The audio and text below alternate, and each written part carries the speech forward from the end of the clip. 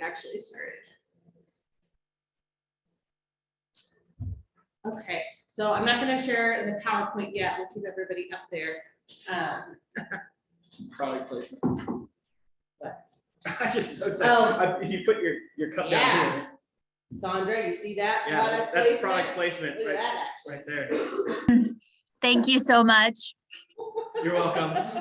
Every other minute will be a charge. So. Okay, welcome everybody. We will get started. For those who don't know, my name is Natalie. This is Kenney. I'm with the library.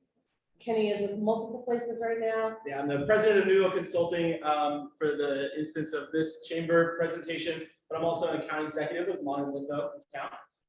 So digital and print. Yeah, there you go. So we're very excited to kind of try out this new time. For those of you who are in the Facebook group, you may have seen. We were trying to find a time where Kenney could also be here because it's just better when it's both of us. So we're going to try this out this year, and it will always be the third Wednesday at noon. It is recorded, so we will share. I know we had several people who couldn't be here and were asking. I was like, I think we're going to record it. We're going to have it. So. And obviously, as we continue to ride the waves of the various COVID crons and stuff, we're going to continue to do digital or virtual. That was a fantastic addition from the last 2 years. See, there were positive things that happened. Yeah. And so we'll continue that trend because obviously some of you who are on Zoom, you know, you can't leave your office during the lunch hour or you've got other things to do and you'd like to check it out later. So yeah, we're going to continue that as well. So what we'll do, we'll go around, we'll do introductions. So, and we'll also do it on Zoom so everyone kind of knows who's in the room. And what we will do is we'll do your name, your business, or your company. And for an icebreaker, let's do. Where would you like to travel? There you go. I like it. It's the year of travel for the Newville adults, Yeah. at least. And so be thinking about that. Yeah, I like it. Yeah. So Monica, do you want to kick us off? Monica Boyd, Talent Club. And my next travel adventure is actually going on salmon fishing in Alaska. Ooh. Fun. So I'm so looking forward to it. Yeah. Love it. Yeah, pretty much I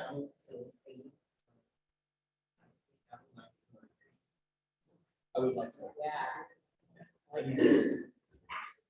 Chamber and my trip to Cancun, Mexico was canceled last year, so I'm determined to make that happen this year. I love it. Susan? Oh, I'm Susan with the chamber and I don't know, like to think about it. Okay. Sarah with Sarah Brown Wellness, and I like to go down to Florida to visit my sister. I'm in Austin with ContentBatching. And I'm going to Destin, Florida, but I also want to go to Eureka Springs, Arkansas. Yeah, fun. Okay, so I'll kind of say your names on Zoom. That way everyone doesn't talk over each other. Alex?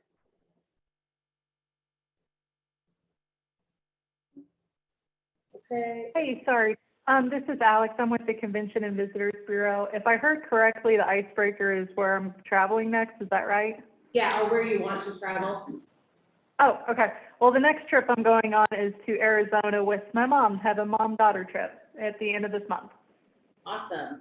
Heck of a lot warmer. Yeah, no kidding. Becca?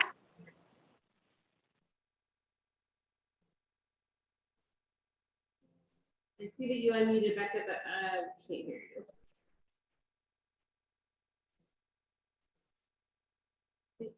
Brianna?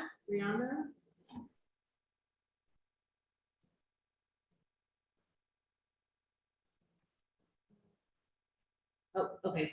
Brianna, JCCBP. No, my next trip is to Quintana Roo.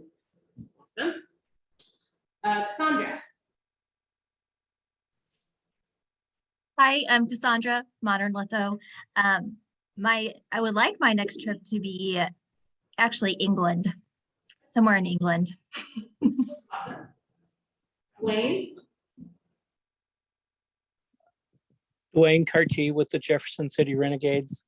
My next trip will probably be in June to go to Iowa, to Carroll, Iowa, to see one of the new teams in the league. Awesome. Okay, Jennifer.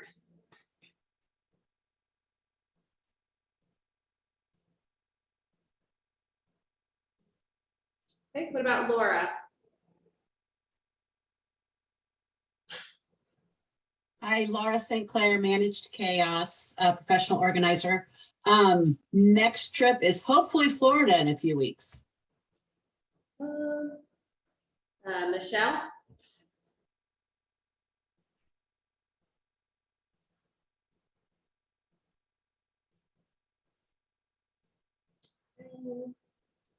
Michaela? Can you guys hear me? Yes. Hi, I'm Michaela with the Jeff City Area Board of Realtors. My next trip, we haven't got anything planned yet, but this year we would like to maybe either go to the Smoky Mountains or possibly Alaska, but that's far out. Awesome. And Rich?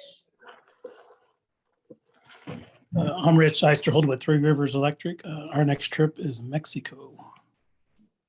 Love it. Jamie? Hi there, how are you all? Sorry I'm late. Nope, What was the okay. question? I just got on. Yeah, so your name, your business, and where you want to travel next. Oh, okay. Jamie Meyer with RMI Business Finance here in town. We're a multi-state certified development company that provides small businesses financing. Shoot, I'd like to travel at some point. I haven't left Jefferson City for a while now, but probably Colorado. I'd probably like to go back to Colorado, maybe Colorado Springs. Perfect. Beautiful state.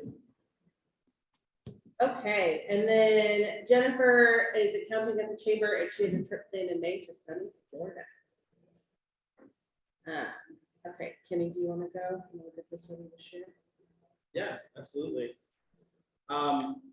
Wait, I've already introduced myself. Where are you going to travel next? I don't know where I want to travel next. That was the poll that was on Facebook that you shared. Okay. So Natalie and I are making this a year of traveling and getting away. Again, a lot of us have been in Jefferson City for 2 straight years. It's a great place to live. And it's also great to get out and see what else is out there. So we just got back from Nashville. It was just a quick weekend trip. Fun times there. And Natalie put out a poll and kind of a survey to see where we should go next. A lot of Charleston, South Carolina recommendations, if memory serves me right. And there was a couple other repeats as well. But time will tell where we go next. Where do you want to go next, Natalie? I can't 100% decide. Boston was a choice, Memphis, Arizona. We're trying to find, it has to be a place that Southwest flies and that they have a direct flight because we don't want to like jump all over the place. I have not done that before. Because we're duplicating the screen. Okay. Can you guys on Zoom, can you see the PowerPoint slide? Yes. Okay. Yep. Perfect. Awesome. All right. So, thank you. We will get things kicked off. Today, we are talking about how to batch create content for social media. So we're going to kind of run through some tips and tricks, things for you guys to think about that will hopefully make it easier for you as you are creating your content. So I think the first thing to talk about is what is content batching. It's really a content creation method. It's going to save you time, help you provide your customers, clients, and followers with more consistently compelling posts. So it's basically when you sit down and you create a lot of content at once, instead of it being 3:30 p.m. and you're like, crap, I haven't done anything on social media today. Content batching is one of those things, in my opinion, that when you tell people what, at first you're like, this content batching, I think I understand it. I think I can figure this out. Have I heard about this? Have I been told to do this? Have I been beat over the head with this? It's very simple, right? But it's increasingly more difficult to implement, just like many simple things are.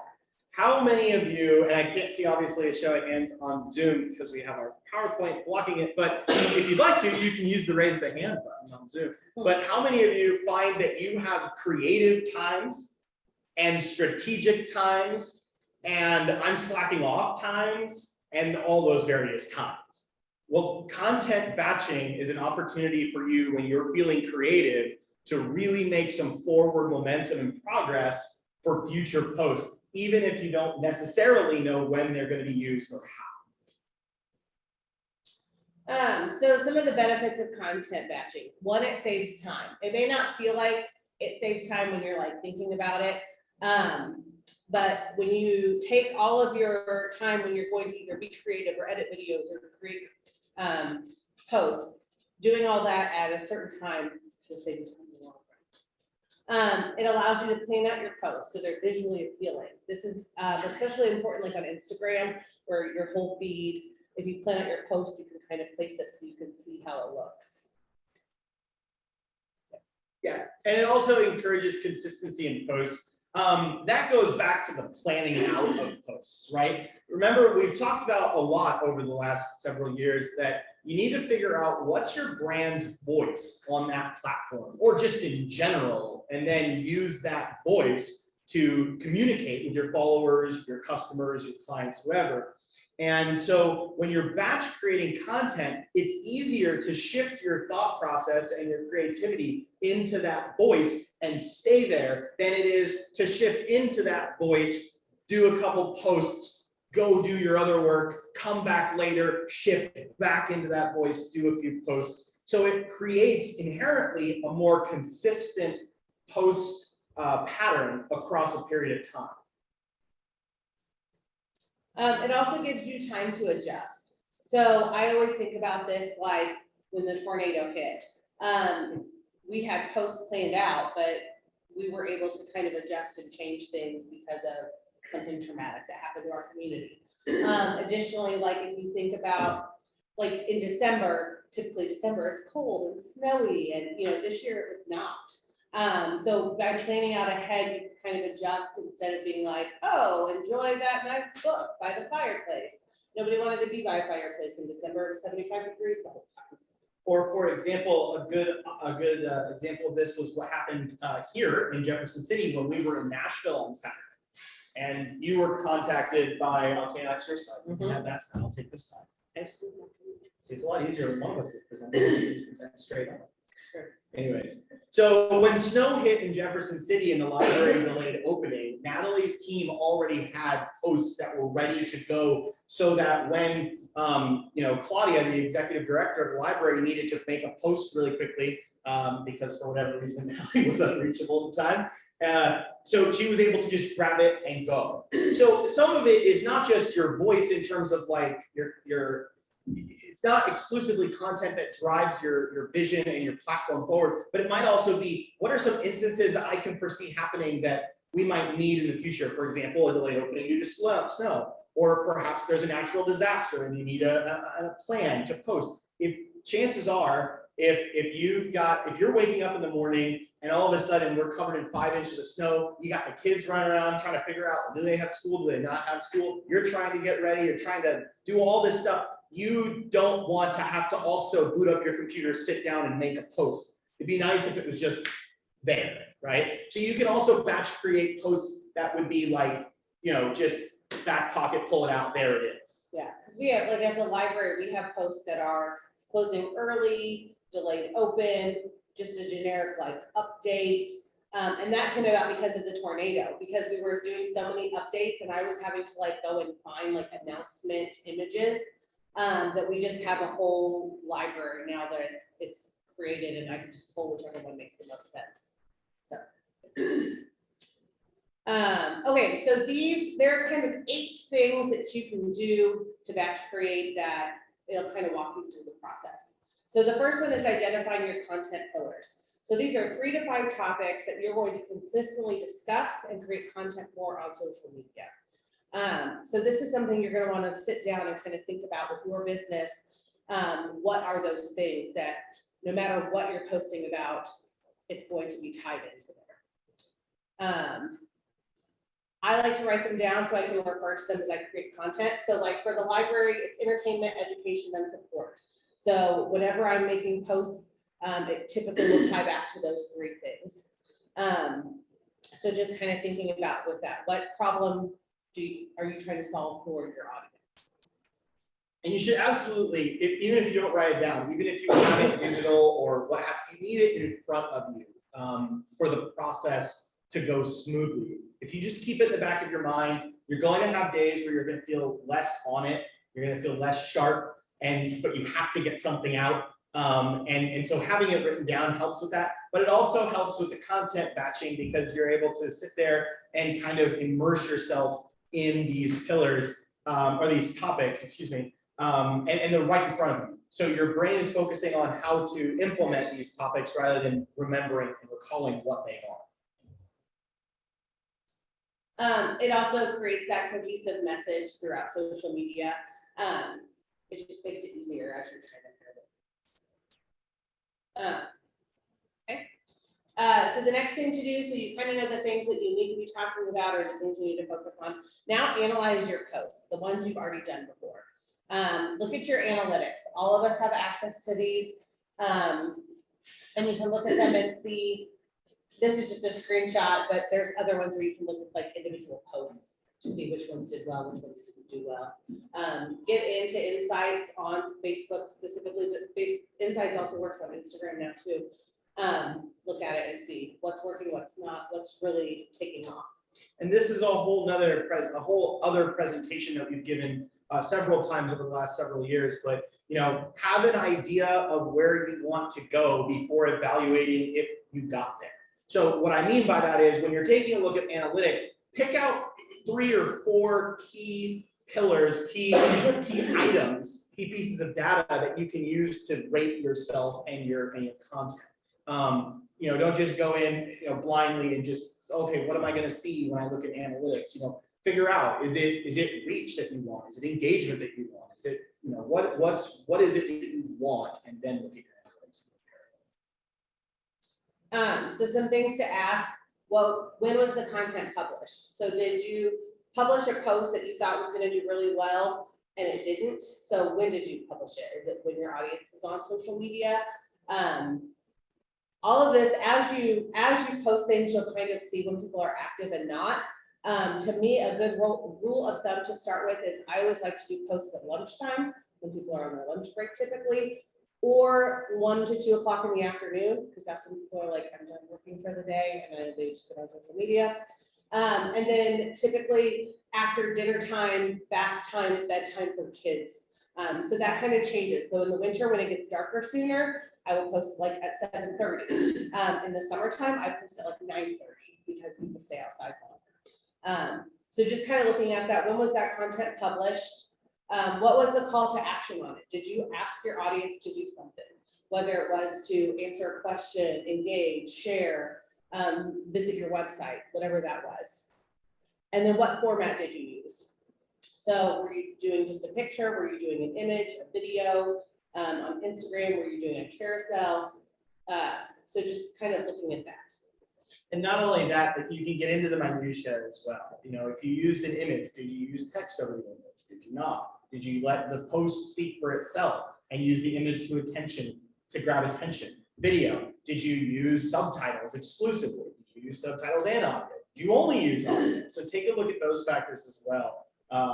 And when you're batch creating, it might be a good idea if you're putting together an image to try that image, use that image across like 4 different posts and swap out the words, take the words out, just put a logo on it, maybe change it to black and white, maybe change it to a different color scheme. And that way you've got the same image, you're using it 5 different times and you can kind of watch as it fluctuates in terms of engagement and interaction and stuff. Same with videos, try to use a video with audio, try to use a video with just subtitles. There was a period of time right before the pandemic where almost everybody was saying, don't even worry about including audio in your videos because 90% of people are watching those videos at 1 o'clock after lunch in their office and they don't have their sound on because they don't want to get copied on social media. And everybody's done it. Not everybody does it consistently, but everybody's done it. And so now with the pandemic and some people working from home and some people not working from home and all these things, has it changed? No, you have to kind of play with your audience and see what works for them.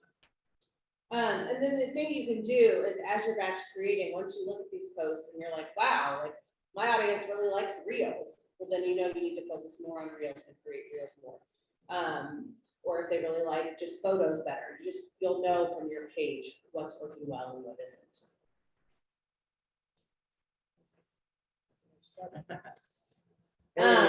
And then repurposing posts that do well. So I think that people should not be afraid if you have a post that did really well, don't be afraid to reuse it. That doesn't mean you need to reuse it like every week, but like, for example, the library always does a cheeky post that's like, hey, anybody who gave library books for Christmas gifts, they're due back next Friday. Like, ha ha ha. And it always does really well because it's funny and it was a year ago, so people still reshare it. So holiday posts specifically, I think are things you can always reuse, but same with anything else that if you're thinking about, you know, and this is not social media, but I will never forget, there's a radio ad that used to run in St. Joe when we lived up there in college. It was a tanning studio and they played this ad every January. And they were like, we don't care if you work out or not, but tan fat looks better than pale fat. And I remember it that was probably 15 years ago. And I remember that ad. And so those things that stick with you and go well, people should be reusing them. Well, and you know, when you repurpose posts that do well, it doesn't necessarily mean, hey, this post did really well, copy, paste, next. It means take that post that did really well and iterate on it. Try to identify what theme you can pull from that post and move forward with. For example, we talk about them quite frequently. Silver Dollar City, you know, they had a shark image in their Lost River, and they don't post the same picture every time, but I'll be danged if they don't have a shark post once a week, even during Christmas. And so that's the theme that they extricated from that post and moved forward with. So they iterated on that successful post. And now they're trying to iterate on the Gotham emergency, the message that we all got yesterday. Actually, apparently, we all got it. Like, not nationally. Yes. Yeah. Go Missouri. Okay, so now you've looked at your posts, you've seen what works well. Now it's time to brainstorm some new content ideas. So the first thing, pay attention to important dates. So obviously holidays, if your business has any launches, sales, campaigns, the Facebook Creator Studio calendar works really well, although it's not working this week and I'm super annoyed because I've come to rely on it. And for whatever reason, it's not working. But they will dump important dates in there too.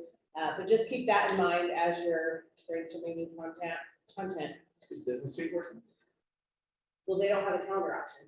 So you can still schedule, but you can't look at it in a calendar format with the important holidays on it. It's important to have a content calendar outside of the Creator Studio, to be fair. So reviewing frequently asked questions from your audience. So think about things that people ask you a lot. Maybe that it's in the post or they private message you or you hear about it in your storefront if you have one. And how can you repurpose that? You know, a cleaning company, like you guys have content out the wazoo. Like people are always looking for like tips and tricks. And sharing your knowledge with people doesn't necessarily mean they're not going to use you, because just because I know how to clean my oven doesn't mean I want to. But She doesn't want to. That's accurate. I just learned where the vacuum like turning on button was like a month ago. Because I don't need to. She wouldn't do it right anyway, so. This is a perfect opportunity. Review frequently asked questions from your audience. Not, okay, but now I have to go back through my comments and find them. No, you don't, because while you're getting them, you should be quickly copying and pasting them into an Excel spreadsheet or a Word document that you can then have in front of you, along with those themes that we talked about earlier, so that when you shut your office door and take your phone off the hook and you start getting into this batch creative mode and just start letting everything flow, you've got it all right there. So if you have to go back through your posts and go, well, what worked well, and what questions were people asking, you're suddenly taking yourself out of creative mode and you're going into analytical mode. And believe me, after you get done evaluating all of the stuff that you've just evaluated, you're not going to be creative. Your mind's going to be kind of a mess. So I would recommend pulling that information out as you manage your social media channels, so that when the time comes for you to get into this super creative mode, you're ready to go and you have access to all the tools. There's nothing more annoying, at least in my opinion, than when you're trying to get a job done and you can't find the one thing you need to get the job done. Because then when you find the thing an hour later, you don't want to continue with the job. So make sure you have that information at your fingertips. Again, we've said this, but thinking about what probably could solve and how. Content to repurpose, kind of keeping a list of that going on. New trends to try out. I always say don't go in and do like 7 new trends all in 1 week. But find one that you think that you could like get into and use it. I don't know, life comes at you fast. I mean, let's be real. Nobody knows what's gonna happen tomorrow at this point, after 2 years of ridiculousness. For example, again, Gotham Post yesterday.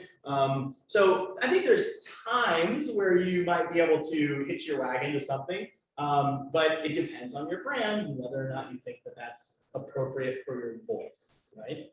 So. Okay, so writing your captions for a month.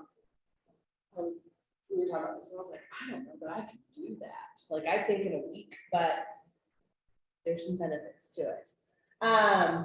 So hook. So the first line of your caption that's going to draw your audience to in and stop their scroll. Use wording that's going to compel them to read. So what you want to do is sit down. A lot of times how I've often done it is like, I know what topic I want to talk about, and then I go to find a photo.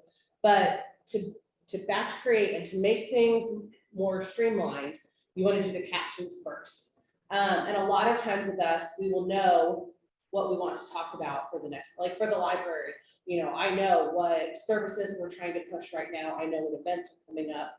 So I could sit down and do all of this all at once. And it's important that really, the way that I work with social media is my hook for most posts is an image. It's very visual. That being said, this is the anatomy of my scroll. I scroll, if an image catches my eye, I back up and I read that first line of the post, right? And if I'm not sold by halfway through that first line, I keep scrolling. Even if the visual has stopped my scroll, right? So that second hook is a very important part of the post. So just because, again, your hook is visual at the beginning doesn't mean that you fully capture the attention of your viewer. Making sure you use line breaks, avoid cluttered captions. There's nothing worse than when somebody does a caption and it's super long and it's like literally just a block of text. Like I'm not trying to read a novel, I'm just hanging out on Facebook. So breaking those long posts up is super beneficial. And then emojis, again, kind of depending on your tone and stuff, using emojis. I will use them occasionally for the library. A lot of times they're like the book emojis or like the ones with like the glasses or like the cheeky faces. So just kind of thinking about like, what is your brand? Do you want to use emojis or not? I think it's okay to use them sporadically. I hate when it's like lines of them, because it kind of gets lost. I think it depends heavily on your brand and heavily on your audience. If you've got a more professional, suit and tie brand, and you're posting to a more professional suit and tie audience, I think that emoji can come across as cheeky, unprofessional. Honestly, even if they would be humorous from a personal post or maybe a different brand, they probably won't be in that situation. So again, very heavily determined by your brand and what you are capable of portraying and who is going to be receiving it. I think emoji are becoming more common and more popular even with brands. That being said, it's not appropriate. It's not appropriate for all of them. Recent Supreme Court decisions with emojis. Now I'd laugh, but it'd probably be inappropriate, right? So you have to understand that tone changes based on it. And then calls to action. So a lot of times when we talk to people, they say, well, nobody's engaging with my posts. And it's like, well, if you're just talking at your audience, they're not going to. So whether you're asking them a question or they comment below, whether you're trying to send them to your website, whether on Instagram, they can save your posts. So whatever it is, just make sure you're including that in all of your captions. And then if you're content batching captions for multiple social media platforms, start with one and then reformat it for each channel. So this is something you'll see a lot of on Instagram, where people will make a post on Twitter, and then they like screenshot it, and then that becomes the image that they use on Instagram with a different caption. So that's one way to kind of take the same thoughts, but reuse it on multiple platforms. Although I just noticed this after editing it later last night. You notice that she's a blue check mark in her Instagram photo, but she's not a blue check mark on her tweet. If you aren't a blue check mark, don't have a check mark. Just rule of thumb there. Well, and it looks different too, like the formatting is a little bit different. And that could be because you're looking at it, like it's possible she did the screenshot on the right from a like a PC. Yeah, from a PC. It says from an iPhone, but regardless, that is one way, obviously, with Instagram being very visual. And yeah, sure, obviously you have space for a caption, right? You do. One of my biggest pet peeves is when people do this, but then their caption down here is exactly the same as up here. And I'm like, I don't know. Yeah, don't do that. Our governor does that all the time, and it drives me crazy. And I want to tell the social media team that they need to put it. He's the one all the time. All the time he does it. Drives me nuts. So, and even, okay, and here's the thing too, like if you're sitting here and you're like, there's no way that I can write all of my social media captions for a month, that is crazy. I would challenge you to start with a week. Sit down and see if you can write your captions for a week. Because ultimately what the goal is going to be is for you to get ahead. So you're not sitting here, you know, Mondays are my worst because I batch create weekly. So Mondays are always like, oh crap, I haven't done anything for today because I do it from Monday through Sunday. And so the ultimate goal is to get where you're ahead enough where you're not sitting there frantically trying to come up with content for the day of. You should be bold enough to let someone correct. Just like the governor's social I was like, bold enough to. Why don't you batch create on Mondays, Tuesday through Monday? I know, well, that's what I should do. And actually, but this is what I should do, is I should, like this week, I should batch create through like Wednesday of next week. And then next Monday, then I should do it for another, like, so that basically it's getting ahead. So I'm always trying to batch create for like 2 weeks out. Do you find that when you batch create, you use everything you create? I do. Yeah, you do? Because I'm not wasting anything. I'm gonna put all that effort into it. Well, What are you thinking about frequency? Like how often you should post? Yeah, because I'm like 3 days a week. I think it depends on your business and what you're doing. You know, there are some restaurants in town who post their specials on their Facebook page, and I know people specifically go to their social media to see their specials. And if their specials are not there, I'll see them like commenting on old specials, and they're like, "What's the special for today?" Because they didn't post it. But that those restaurants have set that expectation that that's how they let people know what their specials are. So I think it just kind of depends. You know, we have some clients that our goal is 3 to 4 posts a week because that works well with them. For the library, we post twice a day, every day. But I have 50 to 60 programs a month, plus all of our resources. Plus, like, we have a lot of content to get out to people. The question about how often you should post is really answerable, in my opinion, with another question, and that's how much content do you have? Because often what we find is that there's people that feel like they need to post once a day. And it's ironic too, because the majority of the time that they feel that way, they're thinking Monday through Friday, which is, in my opinion, an older thought process of the professional world of today, where, you know, as social media managers, we said this in here, and actually we've had arguments with people, and it's been fun. If you're managing a social media platform, yes, you didn't come. Now I think about that, we said that. But that's okay. I mean, everybody's welcome. You can jump up. Bold enough to lose followers. I'm bold enough to lose followers. But you know, be bold enough to correct us if you think there's something that you're seeing that's different. But when you're managing a social media platform, you're not off. You're not off. Unless you have somebody that you can pass it off to, and then you can be off for a little bit, but you're not off. And so, you know, it's not just Monday through Friday. Maybe your best days to post are actually on Saturday and Sunday, and then maybe Friday, right? So the question again of how often should I post is how much content do you have? Because if you find yourself in a position where you've got 6 solid days of content this week, and then next week you've got You've set unrealistic expectations. It makes more sense to take that 6 and divide it off across the next 3 weeks and just allow some things to snowball onto that as you go. So hopefully that helps. And the reason why I asked if you used everything you batch create is because oftentimes we allow the perfect to be the enemy of the good. And so when you're sitting down and you're making these pictures and you're making these posts and you're writing these things out and you're doing all this creative work, you're spending so much time perfecting this post that by the end of a 2-hour stint, you have like 3 things, you have like 3 captions and maybe 2 pictures, and you find yourself looking at cats on Twitter. And you're not even a cat person. And so what you need to do, in my opinion, is get it all out, like get it out. Send to the next one, type the next one, type the next one, type the next one. And then when it comes time to be strategic and to post those, match the pictures and videos with the captions in a scheduled post, that's when you can start to, okay, well, I want to tweak this one word. That was great that I got there, but I can go a step further and tweak this word. Now it's a post. Now it's a post. It's good. So I would never let the perfect be the enemy of the good on social media, unless your audience is a bunch of grammar Nazis, in which case you better. Okay, sourcing your photos.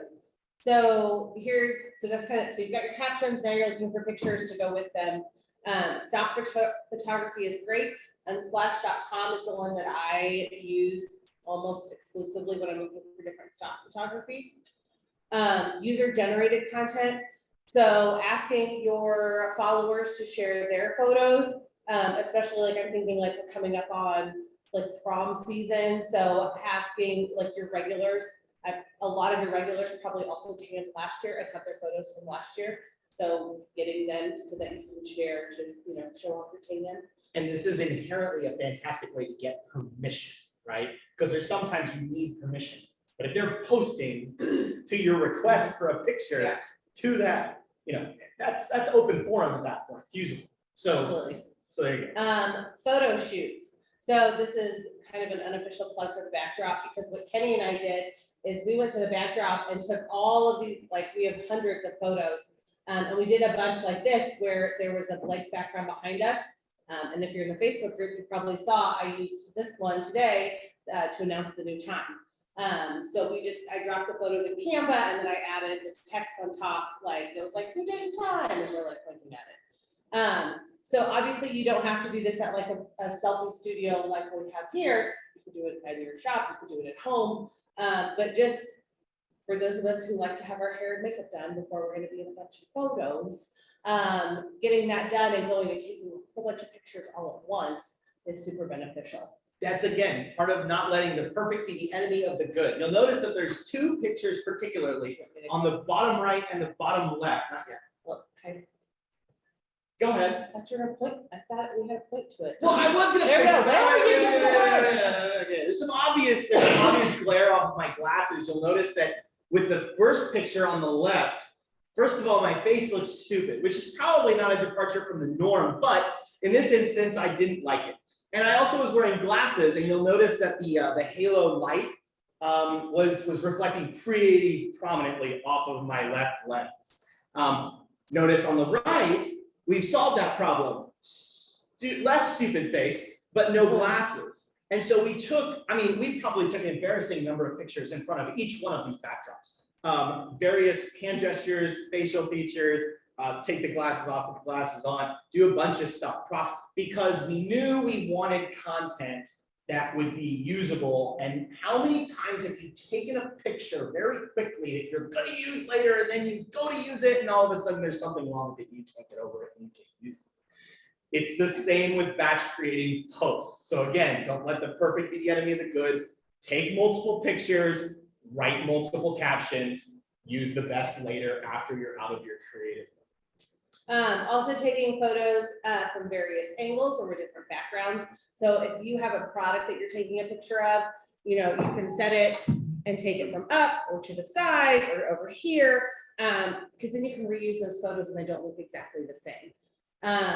Also using photos from previous years. So we do that a lot at the library events that we have annually. I make sure I get a lot of photos so I can use them for next year's promotion.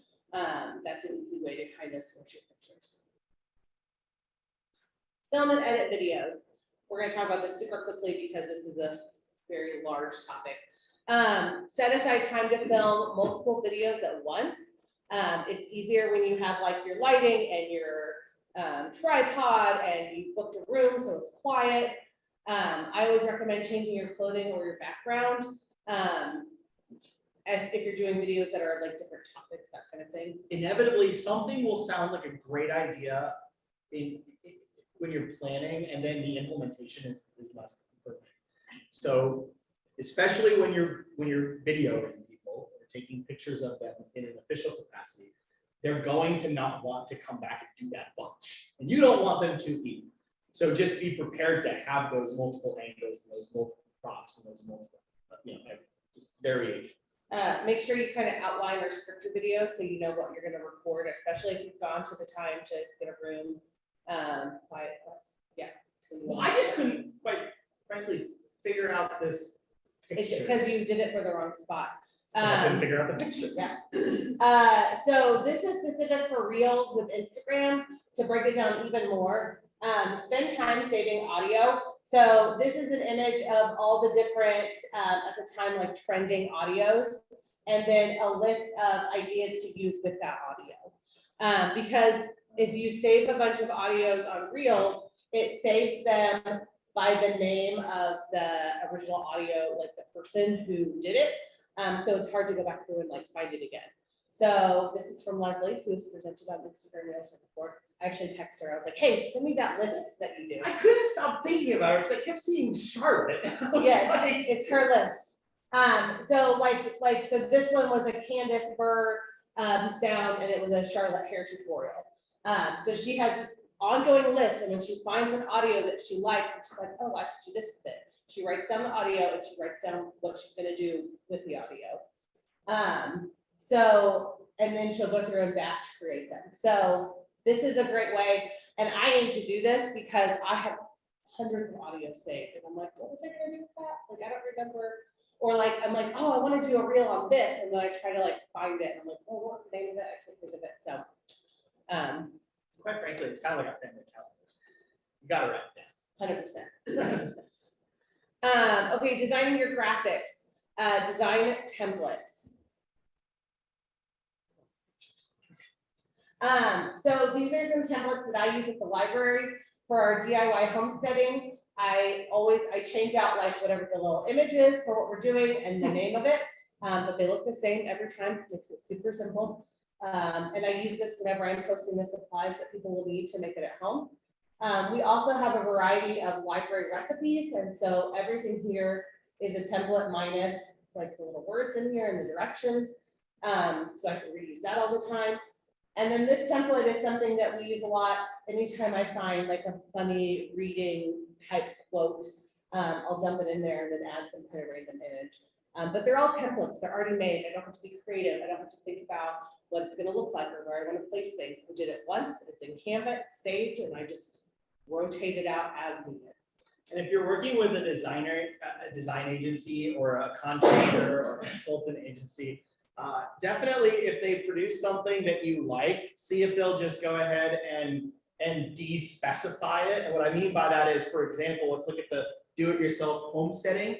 If you just take out do-it-yourself homesteading, or if that's a run you're gonna do and you're gonna do like something other than fire cider, you can just take out the bottle and fire cider. And now in the future, you don't necessarily need to call them up and have them do something. You can just drop a PNG where the bottle is, and then you can just probably match that text as close as possible, right? But my point is, you don't have to worry about the dimensions. You don't have to worry about the color matching. You don't have to worry about the inverted logos. You can just pop what you need in there. You've got it. You're good to go. You could even take the DIY homesteading off, and you could do something like, we are opening 2 hours later than normal. Bam. Now that's multiple uses out of the same design, especially if you're paying someone hourly or by project. You can also save your branding in Canva. So like for the library, we have the colors that fit our branding. We have the various logo options. We have our font saved. So it's very easy when we're trying to create stuff that's very on brand to go in and just pull that out. And don't be afraid to reuse graphics. We've talked about this, but like these funny ones here, I'll just, when I need something, especially on the weekends, I'm like, I just need something funny for this weekend. I'll go and find those ones that I've used before, and if it's been a few months, people still share them, they still like them, so. Okay, scheduling your content calendar. This is also shared in our Facebook group. A blank template one. This is the libraries that I use. It's the schedule, and I just go through here, and then it has tabs at the bottom by week. And that's how nobody else would probably understand any of this. It's all shorthand for me, but it works out.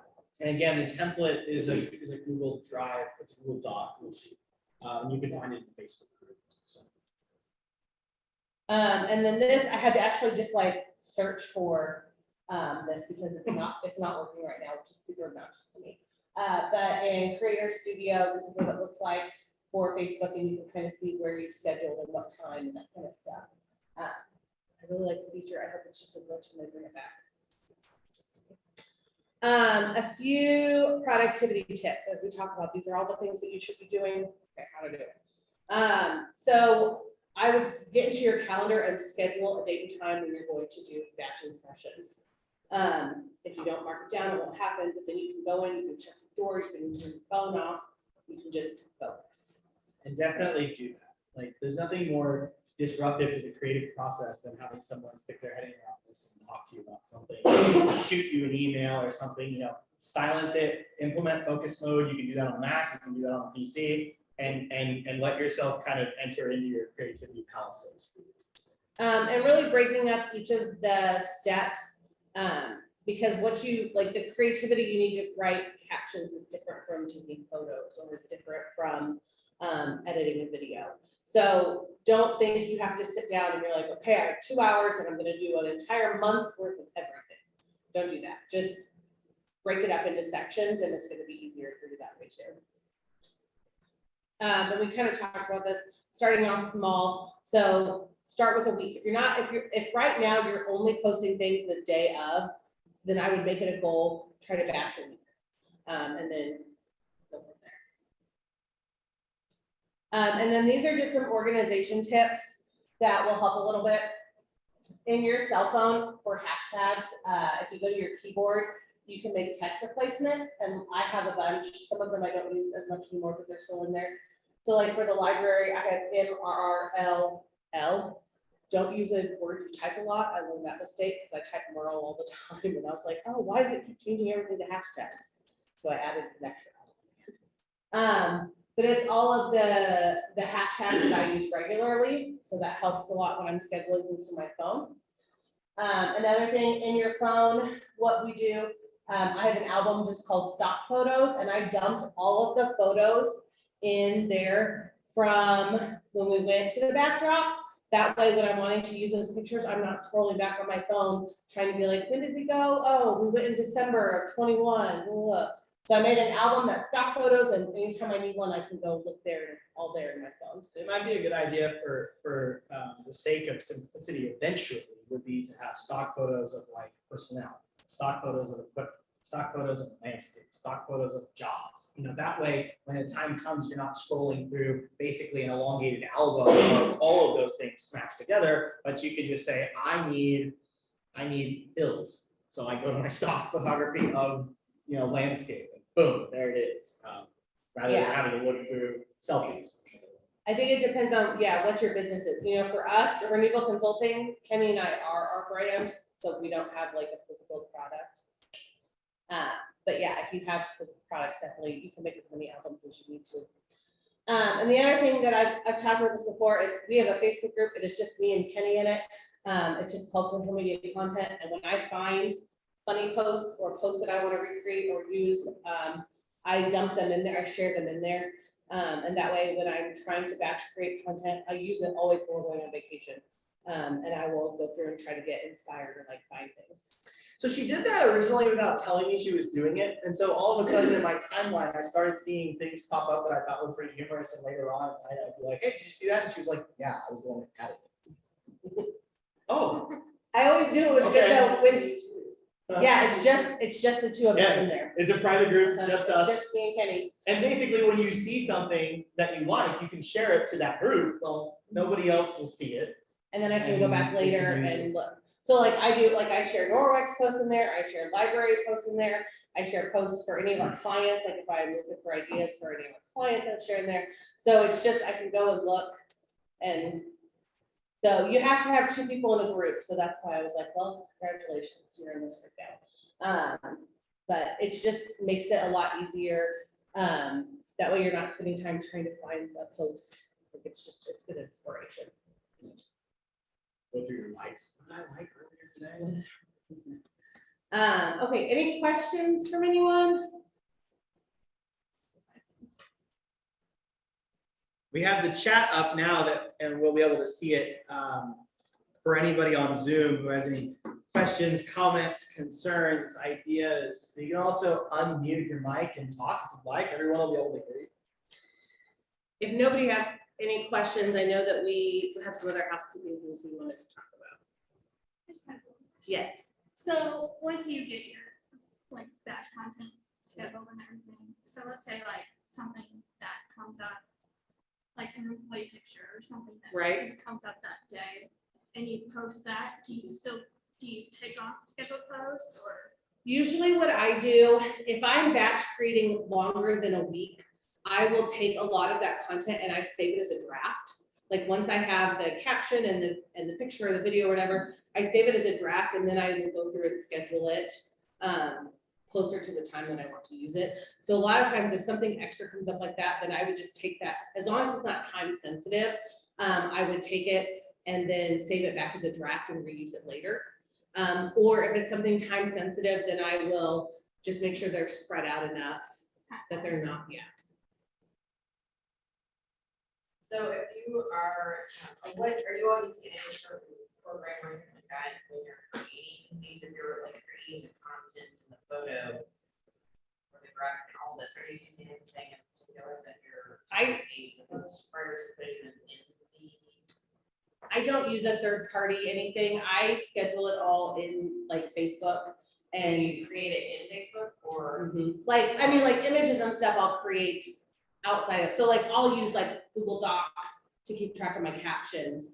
And then once I have a photo that's going with it, then I just go ahead and move it over and schedule it. And then I delete it out of the doc, so I know I've used it. Gotcha. But if you're putting like text on a picture, you use Canva. Yes, yeah. So Almost. you're like creating the graphic, then you've got your Google Doc with the content, then you're just combining the two right into. Yes. That's how, and there are like, I think Planoly is a third party that I've not used, but I've heard people who like it and that, but they're all paid things and I just. There's so many different options today out there. You know, back in the day, it was just like Hootsuite, right? And now there's so many other third-party apps that plug in. Some of them better, some of them not so much. But what we find is that we get better engagement, we get better reach when we schedule it through the platform. Now that most of them allow for scheduling, almost all of them do in some form or other. And then Canva, I would say, is what we would use just generally to create almost any image, whether it has text or not, just for dimensional purposes, because they change so frequently. But I feel like something new that I should probably mention, just from if I can step into my modern litho shoes for a while. Canva is a fantastic tool. Please don't use it to design your print. I know this is a social media forum, but use it all to your heart's content on social, but not your print. Go to Adobe for that. And of course, if you're a designer, a graphic designer, and you're very comfortable with Adobe, you can use Adobe to create all your social media images. I just think that in terms of like bang for buck, man, Canva it just works really well with social media. So I know a couple things, housekeeping type things we wanted to ask everyone. We had talked about lunch. Like we wanted to have people order lunch, or if everyone's good bringing their own. Susan or Ashley, if you want to. Yeah, really, you just kind of want to get a feel from your trip on what is the most convenient thing for you. 12 o'clock, before or after, or this order. Like if they were gonna like order like pizza and everybody threw in $5 or whatever for pizza, if that's something people are interested in, if you're fine bringing your own, what people's thoughts are. I love checking, I say $3 or give Jimmy Johnson soda, pizza or some shop or whatever. This makes it easier for us. You have to have RSVP and get the time, but I mean, it has to be full. Yeah. I think we'd have to take money ahead of time. to Make it. Right. Yeah, we do that. So really quickly, Cassandra in the chat just said, if you have Adobe, you can use Adobe Spark for social. Cassandra, I'm not very familiar with Spark. Would you like to make a pitch for it really quick? Sure, it's part of the Adobe suite, and it actually works a lot like Canva, where you can create different formats for things, including print and social. So I actually use it quite a bit because we have Adobe software here at Modern Litho, but just saying, if you are already part of that, that is a good option as well. Awesome, thank you. Yeah, thank you very much. I agree. I mean, if you have access to Adobe products, they're fantastic products. Yeah, but they can be pricey at times too. What was that? It's called Adobe Spark. Let's see. Laura said back on the lunch conversation, for those with special diets or allergies, bringing our own is easier. And of course, if there is a lunch that's offered an opportunity to order something, you can always bring your own if you'd like. So it's just an option. So, but good call, Laura, on that one. Yeah, I definitely think that if we were to throw out the lunch option, it would still offer the option to bring your own lunch or not even at all. You know, so it would be free, it would be $2 to get lunch, or what it is. Yeah. I don't know the amount. Right. It would be, but we would still have options. Yeah, for the record, neither myself nor Natalie nor Newville Consulting has ever taken money for doing this for 7 years. So if we start charging now, it's for your lunch, not for our ridiculousness. So. We enjoy, yes. And I'm Good. flexible on the lunch question. Okay, perfect. Well, maybe we can kind of talk about it and just let people know ahead of time, and you guys figure out what the process needs to be. The other thing, we talked about changing the format a little bit, where next month we're gonna maybe do like a case study. So every other month would be a case study, assuming we can find them. So kind of looking back at when we were talking about how to manage social media in a crisis, like the Applebee's debacle. Which I know you were here for, and maybe Ashley and maybe Susan, depending on the day, but so it seems to get very good reception. Yeah, so those kind of things where maybe we would just take a case of where somebody either did something very poorly on social media or very well on social media, and we all kind of dissect it and talk about it, and how we can apply it to our own businesses.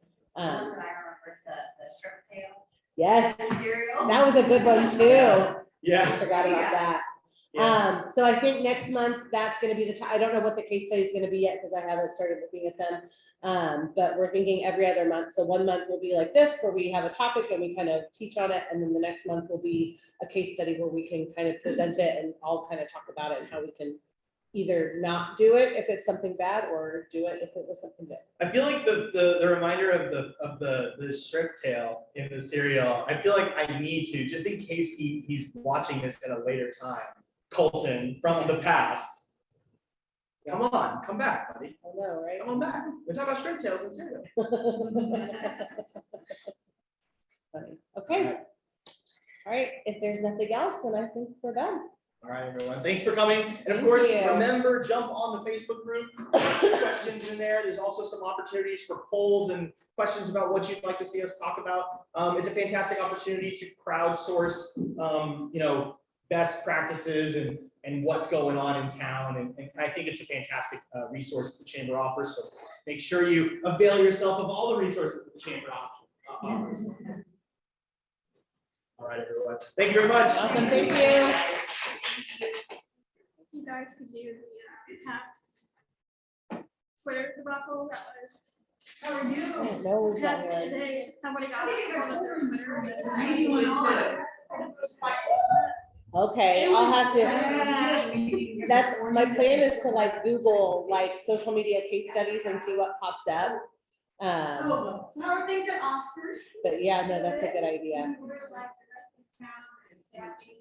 Have you heard of that? You're on Twitter more than I am. I clicked N, and it didn't do anything, but now it's doing something. Okay, what was this?